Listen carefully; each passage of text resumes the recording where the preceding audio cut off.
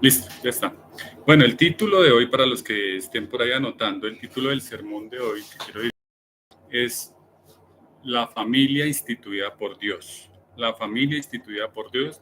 Y de ese versículo 28 solo vamos a reflexionar en una parte del versículo, porque tiene mucha riqueza y no es el objetivo de correr. Entonces solamente voy a leerles hasta donde está el punto y coma. ¿Listo? Entonces dice ahí, Génesis capítulo 1, versículo 28. Y los bendijo Dios y les dijo, fructificad y multiplicaos. Hasta ahí la palabra del Señor. Padre del cielo, sabiendo que eres bueno, quiero que por favor seas tú hablándonos, mi buen Dios, y poniendo esta reunión en tus manos. Te lo agradezco en nombre de Cristo Jesús. Amén. Bueno, introduciendo el tema, mis hermanos, quiero hablarles de la familia, de la importancia de la familia, porque si nosotros reflexionamos en este versículo, de lo que se está hablando aquí es de la institución de la familia. Es aquí donde el Señor, donde Dios instituye la familia. Entonces, vamos a ver en lo corrido de esta prédica que las partes importantes donde se deja ver la familia, cómo la sociedad, algunas sociedades la han tomado, cómo está en la actualidad, cómo se ha intentado diluir lo que el Señor dio, ¿cierto? Lo que Dios instituyó, el mandamiento de Dios. Entonces, vamos a reflexionar paso a paso. En la primera frase dice ahí, y los bendijo Dios, ¿vale? Cuando uno busca esta palabrita, bendecir, en el diccionario, aparecen sinónimos como engrandecer, ensalzar, hacer prosperar, entre otras. Y vamos a ver que cuando Dios bendice, Dios cumple con una bendición específica conforme a su voluntad. Hoy vamos a leer, a mover la Biblia, ¿vale? Entonces quiero que estén preparados. Vayamos ahí en ese mismo libro de Génesis al capítulo 12, por favor. Capítulo 12, versículos 2. Capítulo 12, versículo 2. Vemos que ahí hay una bendición y voy a citar esto para mirar ejemplos de cómo Dios bendice. En este versículo vemos una bendición sobre Abraham. Dice ahí, y haré de ti una nación grande, y te bendeciré, y engrandeceré tu nombre, y serás bendición. Es lo que dice ahí. A ver, ¿será cierto? ¿Será que Abraham fue bendecido? ¿Será que se cumple esta bendición de Dios? ¿Nosotros la podemos ver? Pues efectivamente, sabemos que estas palabras se cumplieron. Sabemos que Abraham, ¿cierto?, es el padre de la fe. Abraham fue bendecido en gran manera, a pesar de que su esposa Sara, en un momento, iniciando, era estéril. Pero Dios bendijo esa unión. Poniéndome a averiguar al respecto de este sermón y para mirar a ver un contraste, me puse a averiguar por los personajes históricos más reconocidos a nivel mundial en la historia de la humanidad. Y entonces encontré alguna lista de personas reconocidas. Dentro de ellas tenemos, por ejemplo, a Charles Darwin, Aristóteles, Napoleón, Julio César, Platón, y ahí sigue la historia, ahí sigue el listado. Pero, a ver, estas personas, estos personajes históricos son tan reconocidos como lo es Abraham. Por ejemplo, alguno de nosotros, de los que estamos acá, tal vez haya escuchado alguno de estos nombres, pero por ejemplo de Charles Darwin sabemos qué fue lo que hizo. Si salimos a la calle, muy pocas personas saben de este tipo, han escuchado siquiera su nombre y mucho menos saben qué fue lo que hizo.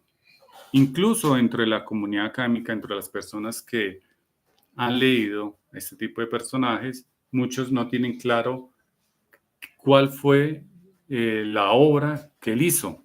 Algunos de pronto la asemejan con la teoría de la evolución, ¿vale? Pero, por ejemplo, ¿en qué año nació? ¿En qué año murió? Sabían que, por ejemplo, Charles Darwin tenía a sus padres que eran cristianos y que estos se opusieron a la obra que él sacó, que muchos de sus familiares se opusieron a eso. Sabían que duró más de 30 años en decidirse a publicar su obra. Aristóteles también, ¿qué fue lo que hizo? Y así con todos los personajes. Pero si de pronto a alguien le preguntan, bueno, ¿y quién fue Abraham? Muchas personas lo conocen, muchas personas saben que fue bendecido por Dios, que fue el padre de Isaac, el abuelo de Jacob, que vivió en cierta época. Entonces, esto lo pongo como ejemplo para ver que la bendición de Dios, cuando Dios bendice, Dios cumple. En este caso bendijo a Abraham, diciéndole que haré de ti una gran nación. Y efectivamente, ¿no? Así es. Vemos el ejemplo de los judíos. Y engrandeceré tu nombre, ¿vale? Miremos algo en el Nuevo Testamento, porque las bendiciones no solamente fueron para el pueblo de Israel, sino para nosotros, para su iglesia. Hay bastantes ejemplos, pero pues no me quiero extender mucho. Vayamos a Efesios, mis hermanos. Efesios capítulo 1. Les dije, hoy vamos a mover un poco la Biblia. Efesios capítulo 1, versículo 3. Efesios capítulo 1, versículo 3. Dice ahí, bendito sea el Dios y Padre de nuestro Señor Jesucristo. Bueno, aquí está hablando el apóstol Pablo a la iglesia. Bendito Padre de nuestro Señor Jesucristo, que nos bendijo. ¿A quiénes? A la iglesia, con toda bendición espiritual en los lugares celestiales en Cristo. Entonces yo pregunto si la iglesia es bendecida. Y claro que sí. ¿En qué somos bendecidos?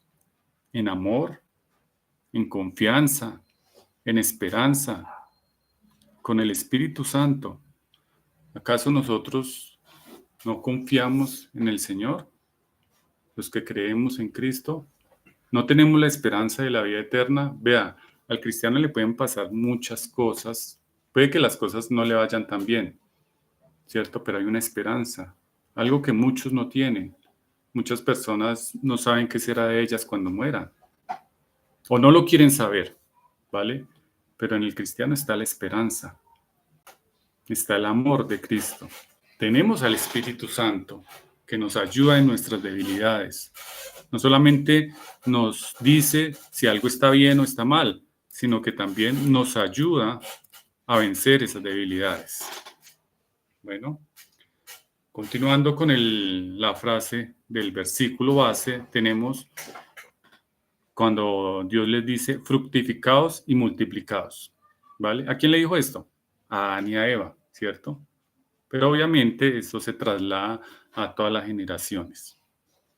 Adán y Eva no solamente tuvieron a Caín y Abel, ¿cierto? Hay muchas personas que se confunden con respecto a esto y piensan que solamente fueron Caín y Abel. Y entonces, ¿cómo se formaron las demás familias?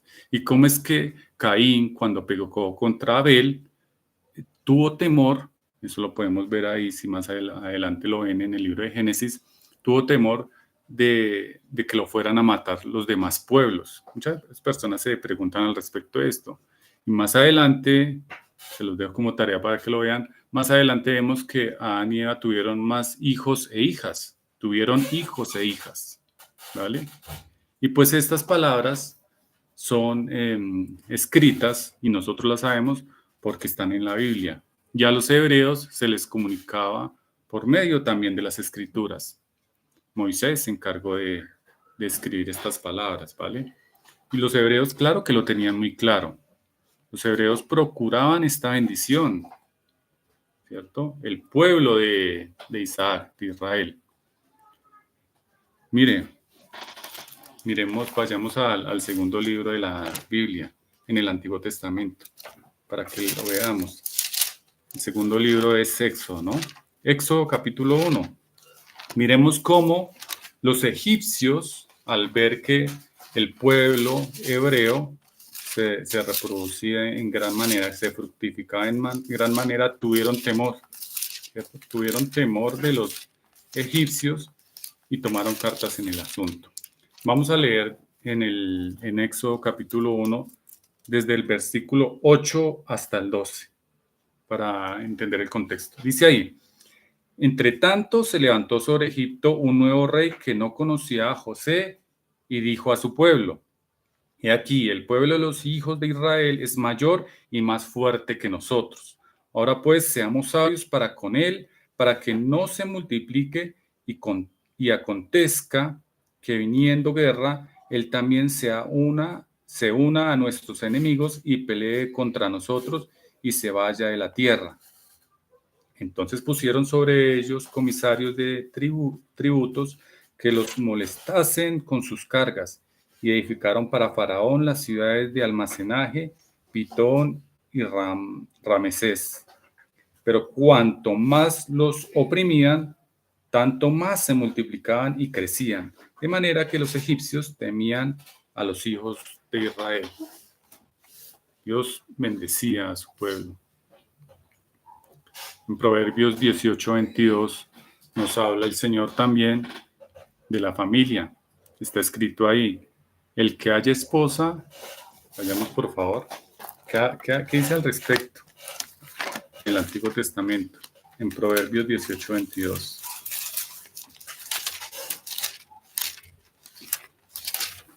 Dice en Proverbios 18:22: el que haya esposa, halla el bien y alcanza la benevolencia del Señor. ¿Vale? Entonces, claro que era o es una gran bendición, ¿sí? El fructificar. Por otro lado, si era una bendición o era considerada una bendición la familia, los hijos, los nietos, la familia en general, por otro lado, era considerado como un castigo el no concebir una familia, el no tener hijos. Era considerado como un castigo. En 1 Samuel,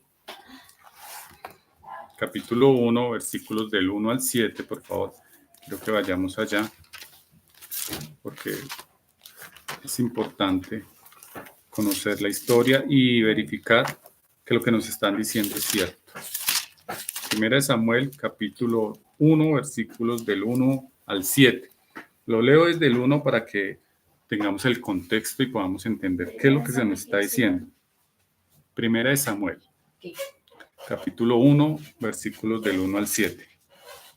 Dice ahí: hubo un varón de Ramatián, de Sofín, del norte de Efraín, que se llamaba Elcana, hijo de Jeroam, hijo de Eliú, hijo de Toú, hijo de Suf, efrateo. Y tenía él dos mujeres. El nombre de una era Ana y el de la otra Penina. Y Penina tenía hijos, mas Ana no los tenía. Y todos los años aquel varón subía de su ciudad para adorar y para ofrecer sacrificios al Señor de los ejércitos en Silo, donde estaban dos hijos de Eli, Ofni y Finés, sacerdotes del Señor. Y cuando llegaba el día en que Elcana ofrecía sacrificio, daba a Penina su mujer, a todos sus hijos y a todas sus hijas, a cada uno su parte. Pero a Ana daba una parte escogida, porque amaba a Ana, aunque Jehová no le había concedido tener hijos.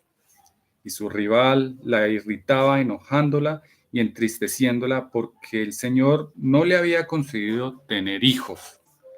Así hacía cada año. Cuando subía a la casa del Señor, la irritaba así, por lo cual Ana lloraba y no comía.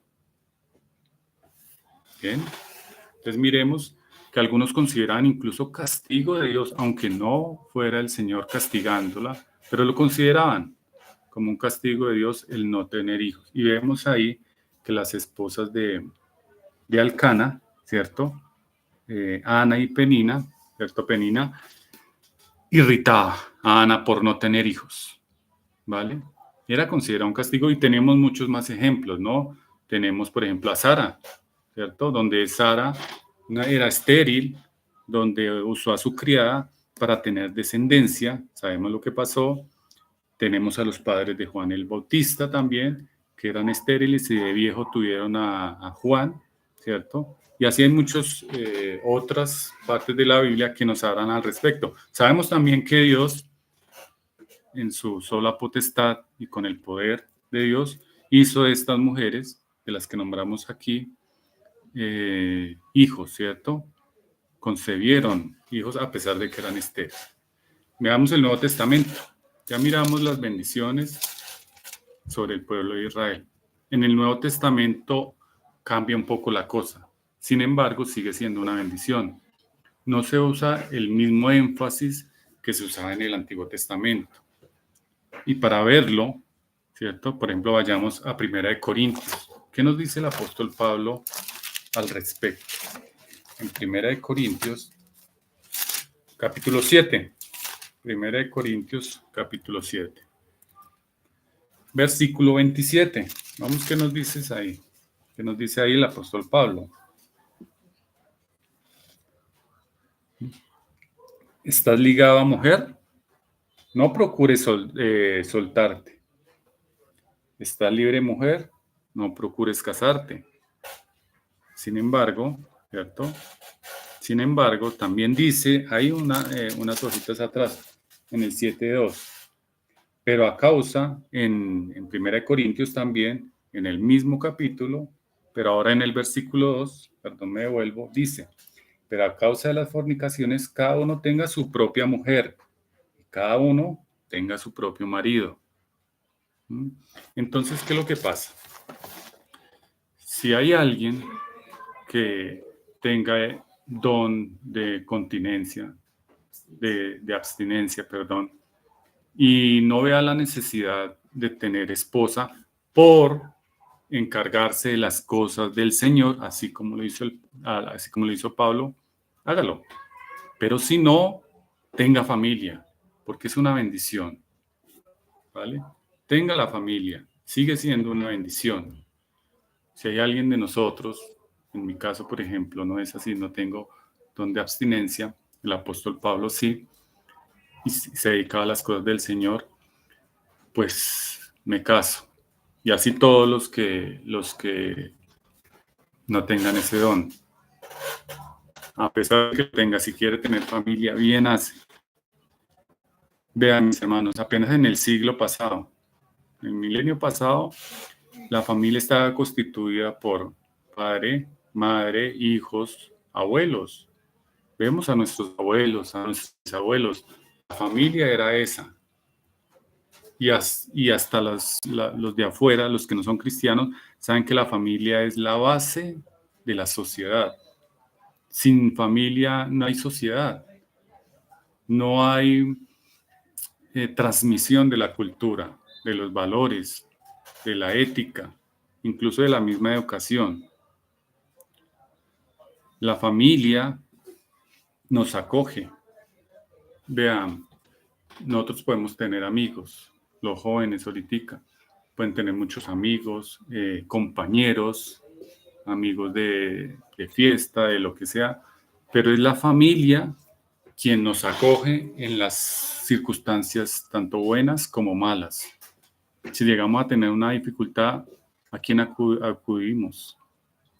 ¿Quién es el que nos acoge en la enfermedad, en la escasez?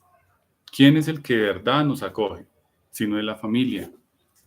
Y les hablo de esto, mis hermanos, porque en la actualidad, en el momento de ahora, la familia no se está reconociendo.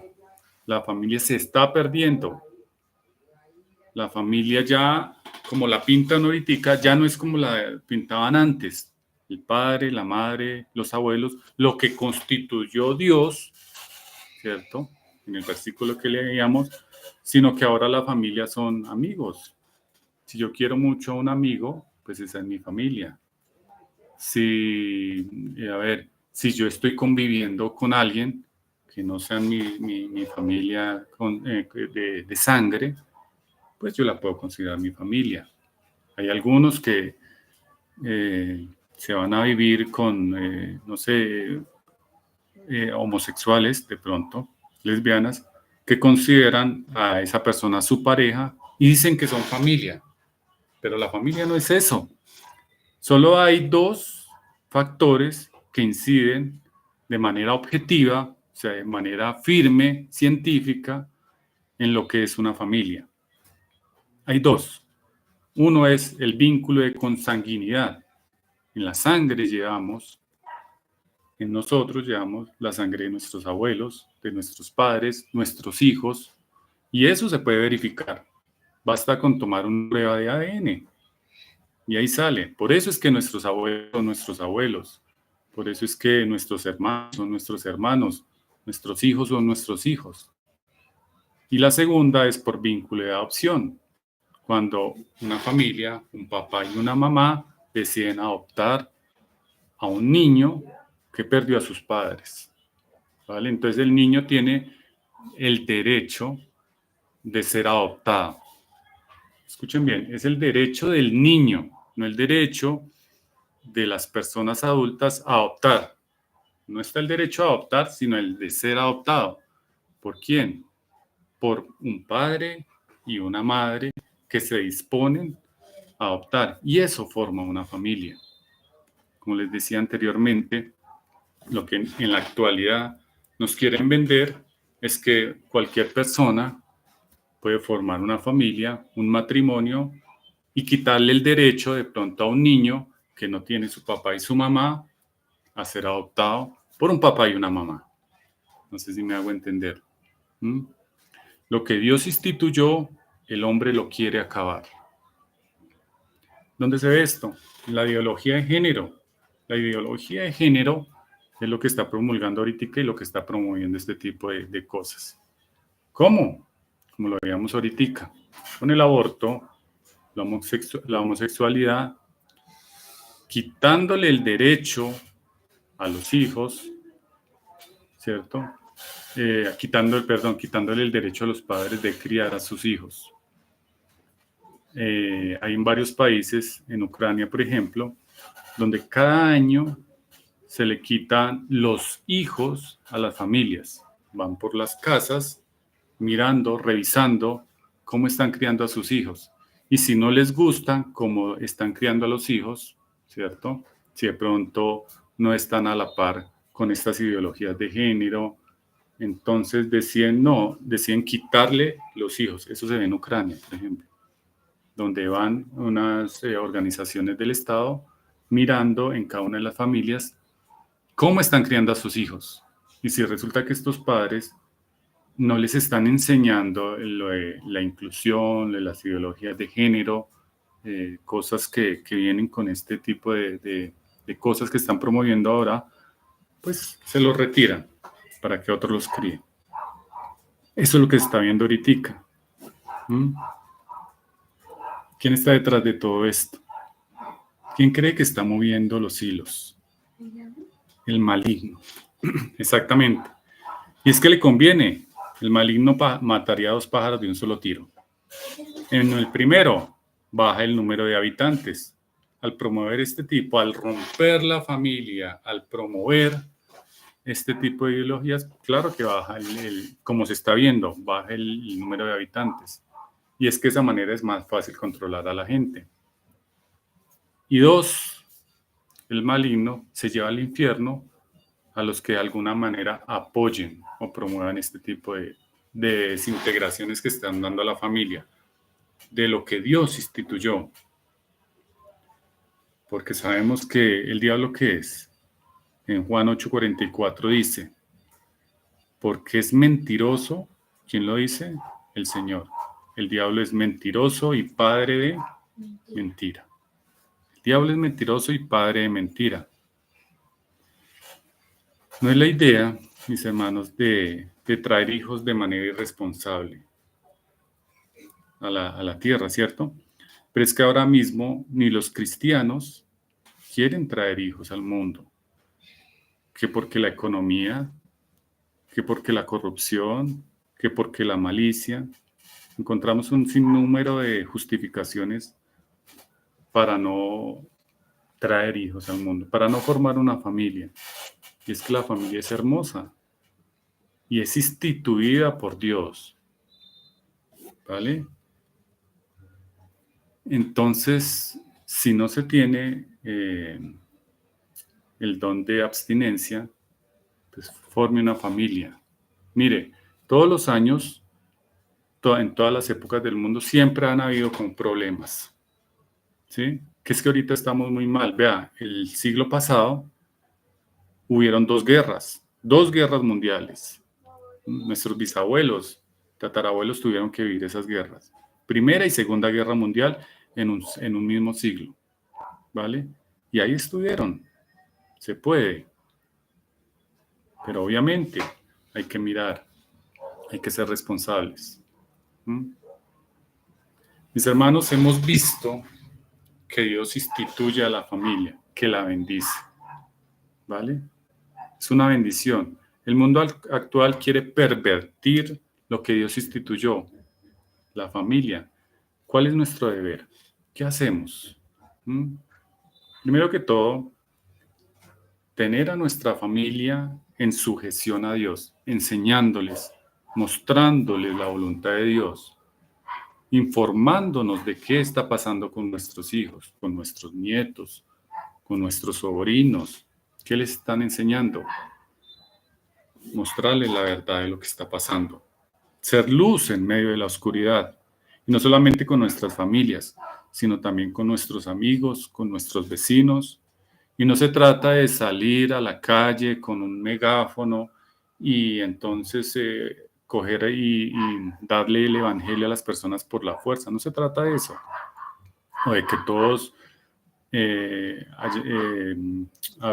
evangelicen, o que todos se paren enfrente de un púlpito, o que todos prediquen. No se trata de eso. Se trata de que ahí donde estamos, ¿cierto?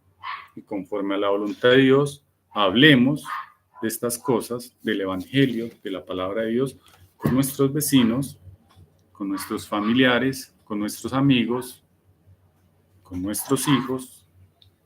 Por ejemplo, miremos qué les están enseñando a nuestros hijos, de que usemos las redes sociales. Ahorita en este tiempo ya hasta los abuelos tienen redes sociales. Sí. Podemos opinar al respecto de este tipo de cosas. ¿Cómo están intentando romper con la familia? Dar nuestra opinión. Actuar frente a esto. Entonces, esa es la reflexión que traigo para ustedes. Espero haber sido claro. Y pues Dios nos ayude en el momento en que estamos pasando. Porque es de Dios la obra. Mis hermanos, hagamos una oración, ¿vale? Padre del cielo, mi Señor Dios Todopoderoso, tú nos has hablado hoy, mi buen Dios. Por favor, sé tú redarguyendo, enseñándonos, diciéndonos qué hacer, cómo hacerlo, en qué momento hacerlo, mi buen Dios. Exhortando a tiempo y a destiempo, como lo dices tú, mi buen Dios, en tu palabra. Ayúdanos a hacer luz en medio de este mundo, mi buen Dios. Para llévate tú toda la gloria y la honra. En nombre de Cristo Jesús. Amén. Amén, mis hermanos.